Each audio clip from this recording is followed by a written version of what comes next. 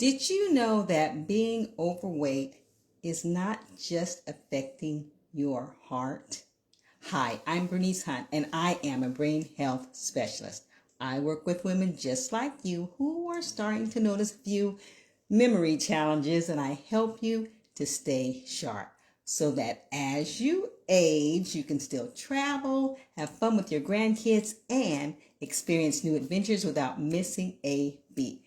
As a public school teacher for over 30 years, I've watched more and more kids put on those pounds as the years went by. And not just the kids, but their parents as well. And back then, I was thinking more in terms of, heart disease and type 2 diabetes. But now I know that excess weight is also bad for your brain. Did you catch my last video? The last time I did a video, I was talking about excess weight and how it affects your thinking. So if you didn't have a chance to catch that, you can still find it on YouTube or on my Facebook page, Keep Your Brain Sharp, and you can check it out there. But today I want to go ahead and talk more about what being overweight does to your brain, and also how you can tweak your lifestyle so that you can start losing weight and also keep more of that excess fat off. Okay, did you know that 2 out of every 5 American adults are either obese or overweight? And if they're not actually obese, being overweight also increases your risk for dementia. So that's not a good thing, guys. Excess fat also is linked to impaired thinking and impaired reasoning. It's linked to chronic inflammation. It's linked to reduced blood flow to your brain, and also weakens your blood-brain barrier. That's that little barrier that's in your brain that helps keep the toxins from coming into your brain. It can weaken that barrier.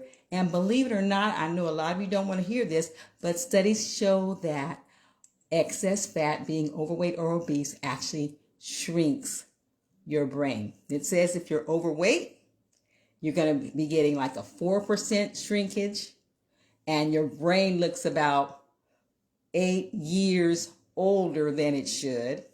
And if you're obese, that increases to an 8% shrinkage, with your brain looking 16 years older than it should. Okay, so guys, that's not a good thing. Now, we have gone to great lengths to take the stigma off of being overweight that was there when I was growing up. When I was growing up, there's the teasing going on, and it was not a good thing. Nobody wanted to have any extra pounds and all of that. It was like a really, really, really negative, bad stigma on you. And we're trying to, do away with that. And we have overweight people that are on commercials all the time now. We have overweight mannequins in our dressing clothing stores and stuff. We have adjusted the sizes to expand in those areas where people tend to have, excess baggage accumulating, and all of that. And I get it, I get the point that we're trying to make, and that is how you look, okay, does not define who you are. So just because I don't look like you does not make me a icky person or a bad person or someone you don't want to be around. No. How you look does not define who you are. And that goes for everything, not just being overweight, but your ethnicity, disabilities, all of those kind of things. And that's a good thing. But my concern is embracing being overweight or being obese. Okay, so there's a lot of people flaunting the fact that they have a lot of excess fat, as if that's a good thing or a desirable thing, okay, when in fact it is a damaging thing to your body, and it's also damaging to your brain, okay?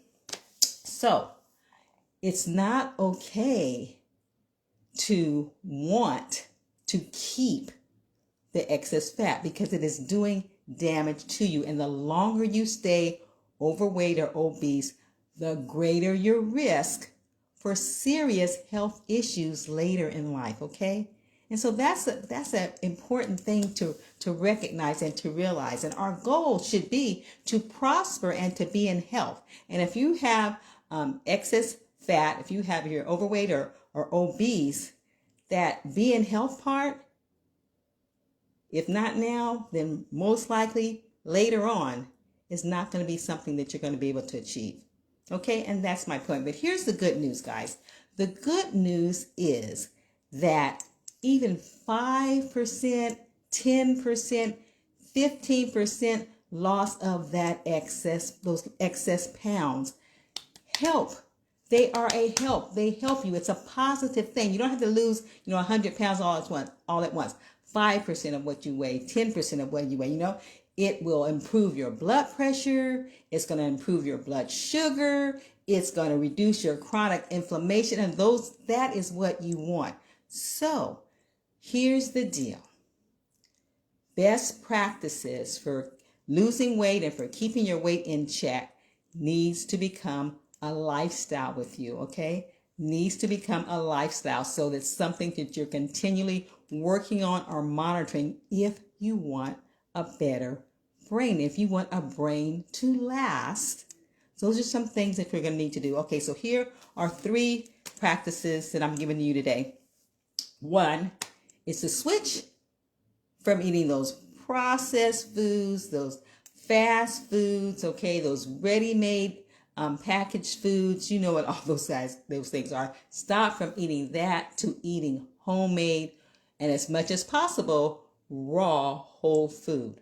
Okay, that's going to help your brain. That's also going to help you with losing weight. All right. Also, attached onto that, switch from eating mostly at night to getting your eating them during the day. There's a saying that, eat breakfast like a king, eat lunch like a queen, and eat breakfast like a king, lunch like a prince, and dinner like a pauper. Okay, so as the day goes by, you should be eating less, not eating more. And when that sun goes down, your meals need to come to an end. Okay, by 7 o'clock, you should be done for the day, and I do mean done. Okay, for the day. All right, so switch from eating those times to eating these times, and switch your types of foods to raw whole foods. Number 2 is do not drink your calories. Some of you may be really surprised at how many calories you are drinking, guzzling down in the beverages that you choose. Okay, water needs to become your friend.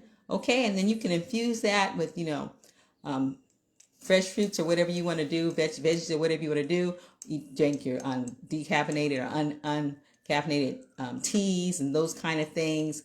But get off of those sweetened beverages, okay, and including alcohol. All right, so stop drinking your calories. And number 3 is move that body. Okay, you want to move that body. You want to get up and move around every hour or so. You need to do something, to shake it up. And also you need to have some type of exercise routine. You need to have your strength training, your dumbbells or your resistance bands. Okay, you need to have some type of strength training and also some type of cardio, whatever your level is. Okay, you need to move that body. All right. Okay. Now, I'm not saying that this is really easy, but I am saying that it should become a lifestyle practice. Okay, so that you can get the weight, reduce the weight, and keep it off. It's not a hit it and quit it type of thing, guys. It needs to become a lifestyle because you need to put forth that effort and keep trying. If you fall off the horse, get back on the horse, guys. This is important for your brain. And if you need some even more help, I have a list of other practices for to help you if you're trying to lose weight. And I'm going to be sending it out to my text group. I have a free text service that I send out to anyone that would like to subscribe to it. So I'm leaving the link for you so that you can subscribe to it.